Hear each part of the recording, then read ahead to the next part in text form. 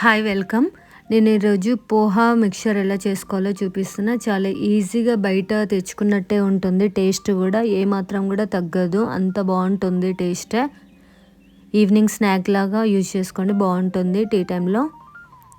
ఇలా పల్లీలు వేంపుకోవాలి, ఆయిల్లో డీప్ ఫ్రై చేసుకోవాలి. దీనికోసం లడ్డు అటుకులు యూజ్ చేయండి, బాగుంటుంది.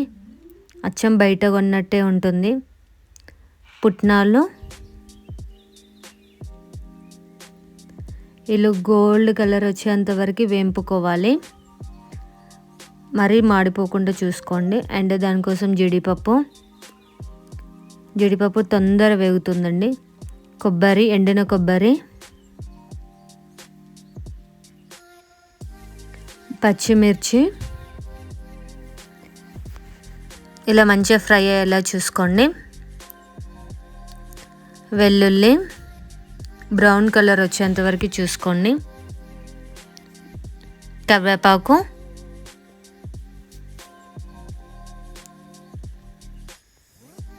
ఇలా ఫ్రై చేసుకోండి. మొత్తం ఆయిల్లో వేస్తే ఏంటిదంటే తీయడానికి టైం పడుతుంది కాబట్టి మొత్తం మాడిపోయే ఛాన్స్ ఉంటుంది. అండ్ అటుకులు కూడా ఇలా వేంపుకోవాలి.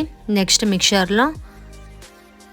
మిక్సీలో జీలకర్ర, పసుపు, ధనియాలు ఇలా వేంపుకోవాలి. షుగర్ కూడా కొంచెం యాడ్ చేసుకునే వాళ్ళు యాడ్ చేసుకోవచ్చు, టేస్ట్ బాగుంటుంది. అండ్ నువ్వులు ఇలా వేంపుకోవాలి.